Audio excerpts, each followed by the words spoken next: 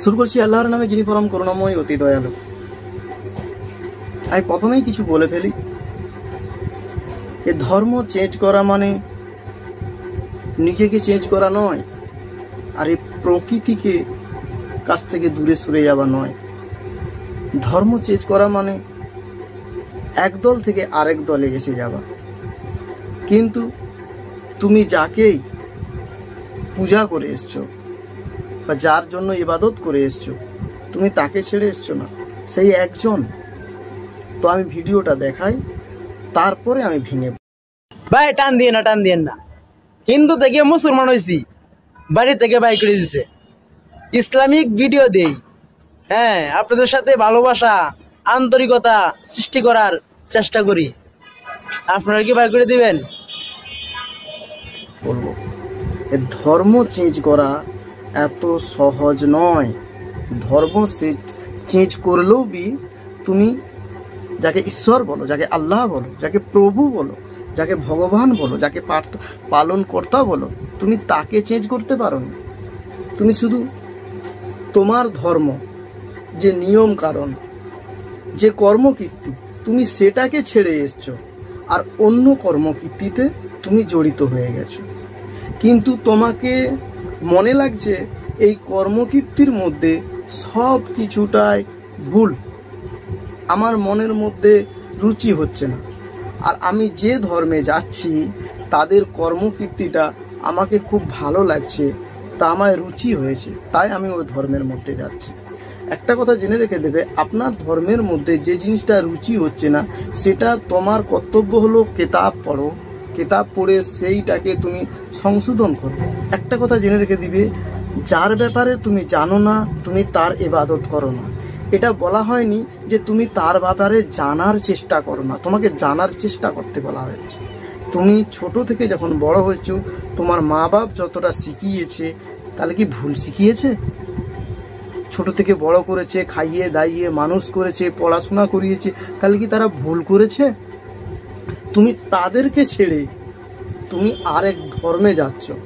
তুমি ঈশ্বরের কাছে, আল্লাহর কাছে নয়, আল্লাহকে তুমি প্রথম থেকেই ধরে বসে আছো। কিন্তু তোমার ধর্মেতে ওটাকে আল্লাহ বলেনি, ঈশ্বর বলা হয়েছে, প্রভু বলা হয়েছে, ভগবান বলা হয়েছে, হরি বলা হয়েছে। হরি কিরকম বলা হয়েছে? যখন আমরা বলি হরে কৃষ্ণ, বলি তো হরে কৃষ্ণ, কৃষ্ণ কৃষ্ণ হরে হরে বলি, হ্যাঁ। আর আমরা এখানে কি বলি? লা ইলাহা ইল্লাল্লাহ মুহাম্মদ রাসূলুল্লাহ। লা ইলাহা, লা ইলাহা মানে কোনো ইলাহি নেই, কোনো মাবুদ নেই, আল্লাহ ও মোহাম্মদ রসুল্লাহ এক আল্লাহ, যার কোনো আকার নেই, এক আল্লাহ। মোহাম্মদ রসুল্লাহ আকার আছে না, জন্ম হয়েছে সে মোহাম্মদ রসুল্লাহ। তো আল্লাহকে জানতে গেলে আমাদের মোহাম্মদ রসুল্লাহকে ধরতে হবে। মোহাম্মদ রসুল্লাহকে ধরতে গেলে কি করতে হবে? যে কোরআন যা আছে সেই নিয়মে মানতে হবে, সেই নিয়মে মানলেই তবেই তোমার মধ্যে ঈমান আসবে।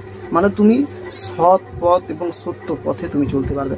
তুমি যদি কোরআনকে মান্যতা না দাও, তুমি যদি না মেনে চলো, কোরআনের বিরুদ্ধে চলো, মানে কোরআনে যা লেখা আছে তার বিরুদ্ধে চলো, তাহলে তুমি কোনো ধর্ম মানো। তোমাদের মধ্যে বাইবেল আছে, গীতা আছে, রামায়ণ ফামায়ণ ওসব ছেড়ে দাও, অনেক কিতাব আছে, সব ছেড়ে দাও, সব তোমরা বেদ পড়ো। বেদের মধ্যে এমন কোথায় কি ভুল আছে তুমি সেটা টুকে ধরো, দেখি তোমার কত ক্ষমতা আছে। তুমি বলো, হ্যাঁ আমি নিজেকে ব্যাখ্যা করতে পারিনি, এমন ভাবে লেখা আছে বুঝতে পারি। তুমি সংস্কৃত পড়তে হবে না, তুমি বাংলা অনুবাদ পড়ো, এখানে কি লেখা আছে? গিরবেদ 10.117.4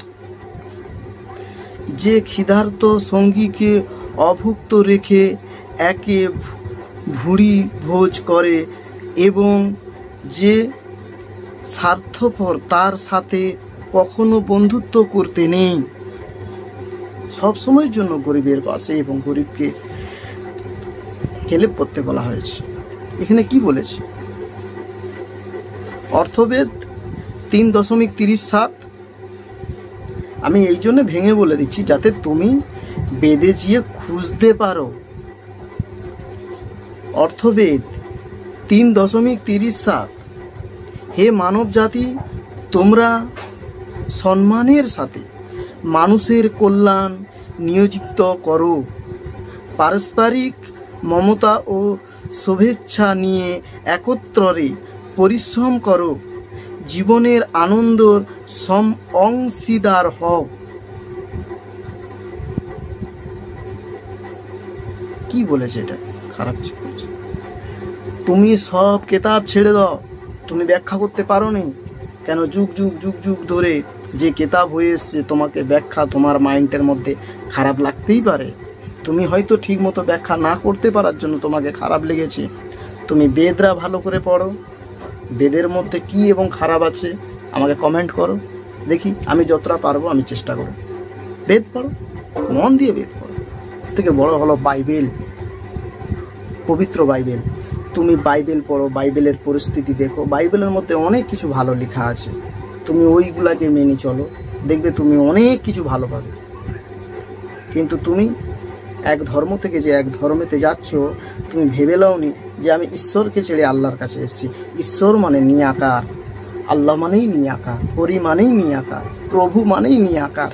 নাম আলাদা, ভাষা আলাদা, ল্যাঙ্গুয়েজ আলাদা, কিন্তু একই জন। এটা তো জানার চেষ্টা করো। তুমি এক ধর্ম থেকে আরেক ধর্মে আসছো, কি নাম কি? মুসলমান। আমি মুসলমান হয়েছি, মা বাবা আমাকে ঘর থেকে বের করে দিয়েছে। আরে বাবা, তুমি এক ধর্ম থেকে আরেক ধর্মে চলে যাচ্ছ, তোমার মা বাপ কি তোমাকে নিয়ে পুজো করবে? পা ধুয়ে পানি খাবে? তোমার মা বাপ যে শিক্ষা দিয়েছে সে শিক্ষা কি তাহলে ভুল দিয়েছে? তোমার মা বাপ এতদিন ধরে সে জীবন কাটিয়েছে, সে কি ভুল চালিয়েছে? হ্যাঁ, তোমার মা বাপ অন্ধভক্তের মতো বিশ্বাস করছে। কাদেরকে বিশ্বাস করছে? পণ্ডিতদেরকে বিশ্বাস করছে। পণ্ডিতরা কি করছে? যতটুকু হাদিসে আছে, যতটুকু তার কিতাবে আছে, ততটুকু থেকে বেশি নিজের ফায়দার জন্য বলেছে যে এটাই ধর্ম, এটাই মানিয়ে চলে যাও। ভাই, তুমি কিতাব পড়ে বলতে পারো না সত্য কথাটা? তুমি তোমার ধর্মকে গুছিয়ে নিয়ে চলতে পারো না? যে স্রোত তৈরি করে তার জীবনে বহুত কষ্ট, কিন্তু যে স্রোতে চলে যায় তাকে কোনো ব্যাপারই নয়। স্রোতে ভেসে যাবা আর স্রোত একটা তৈরি করা, একটা কথা বলি শোনো, একটা খাল খুলতে সেইখানে পানিটা আনতে টাইম লাগে। খাল খুলে খুলে খুলে খুলে এক নদী থেকে আরেক নদীতে কত মেহনত করতে হয়েছে বলে তুমি একদম। আর যখন দেখবে ওই নদীতে পানি ছাড়া হবে, ওই নদী থেকে এক জায়গা থেকে পানি যাবে, ওই নদীর পানি কত লোক ইউজ করবে। কিন্তু একটা কথা জেনে রেখে দিবে, স্রোত তৈরি করতে অনেক কষ্ট লাগে। যত পাইগম্বর এসেছে, নবী এসেছে, মহাপুরুষ এসেছে, গুরু এসেছে, ঋষি এসেছে, তাদের জীবনে বহুত কষ্ট এবং তারা সেরকম কিতাবও লিখে গেছে, কিন্তু তারা কোনো ভুল কিতাব লিখে যায়নি। তাদের ব্যাখ্যাটা আমরা নিজেরা ঠিক মতো না করতে পারার জন্য আমরা তাকে ভুল দোষী করি। একটা আয়াতের মধ্যে হাজার হাজার লক্ষ লক্ষ তুমি ব্যাখ্যা যুগে যুগে যুগে যুগে তোমাকে বের করতে হবে, কিন্তু তুমি ভাই ভুল করছো। বলো, তুমি মুসলমান হয়েছো, কোন মুসলমান? এক মুসলমান আরেক মুসলমানের সঙ্গে কোনো ভালোবাসা নেই, নামে আমরা ভাই ভাই, কোনো ভালোবাসা নেই।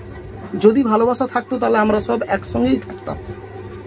ওয়াহাবি সুন্নিকে পছন্দ করতে পারেনি, সুন্নি ওয়াহাবিকে পছন্দ করতে পারেনি, আজান গাছিকে আরেক দল পছন্দ করতে পারেনি। বলো, জামাতি ব্রেলি এক অপরের সঙ্গে একই তো নেই, মেন নেই। একজন মার খাচ্ছে আরেকজন আনন্দ করছে, একজন মার খাচ্ছে আরেকজন আনন্দ করছে। লাস্টে যখন সবাই বিরক্ত হয়ে যায়, বলে চলো আমরা সব একজোট হই। মুখে বললেই কি একজোট হয়ে যাওয়া যায়? না, একজোট হয়ে যাওয়া যায় না। কেননা আমাদের নেতা ছিল মোহাম্মদ রাসূলুল্লাহ সাল্লাল্লাহু আলাইহি ওয়াসাল্লাম, তারপর নেতা হয়েছিল আবু বকর, ওমর, উসমান, আলী। একজন নেতা ছিল। বলো তো এখন নেতা কি? কেউ নেতা নেই। যে যার দলেতে সে মনে করে আমি নেতা। জামাতিতে আমাদের এরিয়ার মধ্যে একজন আছে নেতা, ব্রেলিতে তাদের এরিয়ার মধ্যে সে একজন আছে নেতা, হেজবুল্লাহর মধ্যে তাদের এরিয়ার মধ্যে একজন আছে নেতা, কিন্তু আমাদের ইন্ডিয়া বলো, বাংলাদেশ বলো, বিশ্বে বলো, যে কোনো যে একজন নেতা আছে এরকম দেখাতে পারবে। তুমি মুসলমান হয়ে গেছো, সে ঠিক আছে, তুমি কি মুসলমান হয়েছো?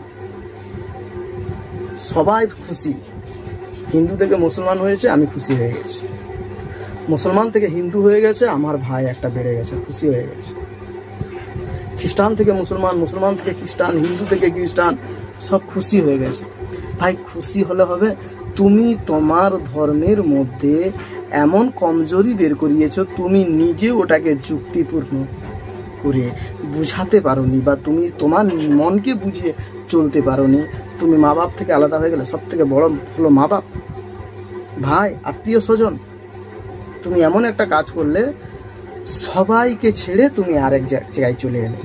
তারা কি তোমাকে মাফ করে দিয়েছে? আল্লাহ বলছে, এক অপরেরকে যে না মাফ করে, আমি তাকে মাফ করি না। বলো, তোমাকে এতজন মাফ করতে পারে? মাফ বলতে ক্ষমা। এতজন তোমাকে ক্ষমা করবেন, কেননা তারা জীবনে ছোট থেকে বড় করেছে, লালত পালত করেছে, তোমাকে শিক্ষা দিয়েছে, তোমাকে মানুষ করেছে। তোমার আরো পরিস্থিতি, এমন একটা পরিস্থিতি, তুমি বলছো কি আমি জান্নাতে চলে যাব, আমি মুসলমান হয়ে গেছি। এত সহজ জান্নাতে? কোথায় লেখা আছে? নামাজ পড়লেই জান্নাতে চলে যাবে, ইবাদত করলেই জান্নাতে চলে যাবে? জীবনে ভালো কিছু কাজ করতে হবে, আর তোমাকে সৎ পথে চলতে হবে, তবে তোমার পূর্ণ, যাকে বলা হয় নেকি, তোমার নেকির পাল্লা যেদিকে থাকবে সেদিকেই তুমি জান্নাতে যাবে। আর তোমার যদি নেকির পাল্লা যদি না থাকে, পূর্ণর পাল্লা যদি বেশি না থাকে, যদি পূর্ণ বেশি না থাকে, তা তুমি এত সহজে জান্নাতে চলে যাবে। আল্লাহ ভালো জানে।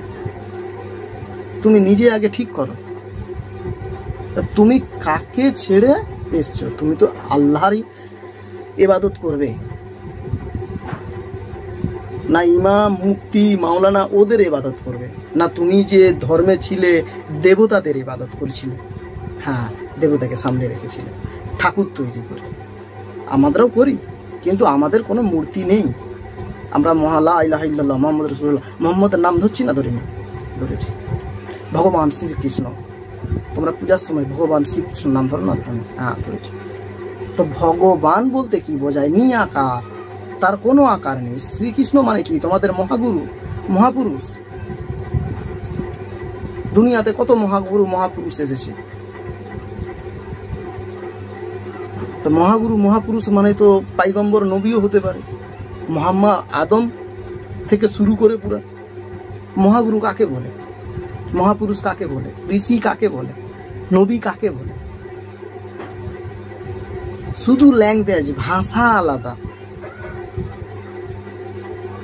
একটা কখনো বোঝানো যায় না, ছোট্ট ভিডিও করে কখনো বোঝানো যায় না। তো যতটুকু পারবো চেষ্টা করব। ভাই, তুমি তো এসেছো, তো তুমি এসে তুমি কতটা কি জানতে পেরেছো? তোমার নিজের ভাষায় তুমি কতটা কি জানতে পেরেছো? আমরা বলি কি আলহামদুলিল্লাহ রাব্বিল আলামিন আর রহমান আর রহিম মালিক ইয়াউমিদ্দিন, আমরা পুরো আরবি পড়ে লিখছি। বলো তো এর বাংলা কি? আমাদের বাংলা ভাষা, আমাদের ল্যাঙ্গুয়েজ, আমাদের যে বাংলা ভাষা, আমাদের মাতৃভাষা, আমাদেরকে যতই যা ভাষা বলবো আমরা অতটা বুঝতে পারবো না, কিন্তু আমাদের মাতৃভাষায় আমাকে যদি কেউ কিছু বলে আমার মাথায় চট করে ঢুকে যাবে। আরবি আমি আপনার কাছে রেখে দিলাম, বলো তো তুমি এর ব্যাখ্যা বের করো তো, এর মানে কি হবে? তো যার মানেই তুমি বুঝতে পারোনি, যেটা তুমি বলছো সেটাই তুমি জানোনি যে আমি কি বলছি, যেটা কেউ বলছে আমি শুনছি সেটাই জানিনি, ওটা ও কি বলছে আমি কিছু বুঝতেই পারিনি, কিন্তু হ্যাঁ সুর দিয়ে বলছে, শুনতে ভালো লাগছে, বাস। এতেই কি ধর্ম? একই ধর্ম বলে? এতেই ইবাদত হয়ে যাবে? এটাই আল্লাহ পছন্দ করে নেবে? হ্যাঁ, কোরআন পড়তে বলছে শুদ্ধ ভাষায়, এমনভাবে পড়ো যেন তোমাকেও ভালো লাগে, মন থেকে হৃদয় থেকে পড়ো, শুধু মুখ থেকে হুড় হুড় করে বললেই হবে না, হৃদয় থেকে বলো, মন থেকে শান্তিভাবে আরামসে বলো, এমনভাবে বলো যেন তোমাকে নিজেকেও ভালো লাগে, তোমার পাশে যারা থাকবে তাদেরকেও যেন শুনতে ভালো লাগে। ওর মধ্যেও স্বভাব আছে, ওর মধ্যেও নেকি আছে, কিন্তু হ্যাঁ তুমি যে ভাষাটা শুনছো বা যে ভাষাটা তুমি বলছো সেটা তুমি কি বুঝতে পারছো?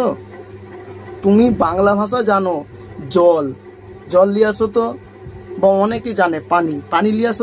তোমাকে যদি কেউ ওয়াটার বলে দেয়, ওয়াটার, দিস ইজ ওয়াটার, তুমি বুঝতে পারছো? কেন এটা ইংলিশ ভাষা, শুধু ভাষার ফারাক। ভাই একটা কথা বলে দেই, তুমি যার ব্যাপারে জানো না তুমি তার ইবাদত করো না, তুমি জানার চেষ্টা করো। এটা বলা হয়েছে আগে জানো, আগে বোঝো, যখন দেখছো যে হ্যাঁ এটাই সত্য, তবেই তুমি তার ইবাদত করো। তোমাকে কোনো বাবুনের কথা, পণ্ডিতের কথা, এর কথা তার কথা শুনতে হবে না। কেননা তারা যতটুকুটা সত্য বলে তার থেকে বেশি তার নিজের ফায়দার জন্য এমনভাবে ছড়ায় যেন মনে হয় এটাই ধর্ম। তুমি যে ধর্মেই আছো সেই ধর্মতে যদি কোনো ভুল দেখতে পাও সেটা টুকে দু চারজনকে বলো, পরিস্থিতি ক্লিয়ার করো। তোমার যদি শক্তি না থাকে তুমি তোমার মতো চলো, যে হ্যাঁ আমি যেটা পেয়েছি এটাই সঠিক। তার জন্য তোমাকে একদল থেকে আরেক দল আলাদা করতে হবে না। ভাই ঈশ্বরই আল্লাহ, ভগবানই আল্লাহ। আমরা ভগবানের অনেক নাম জানি, যাকে বলা হয় প্রভু, পালনকর্তা, সদা প্রভু।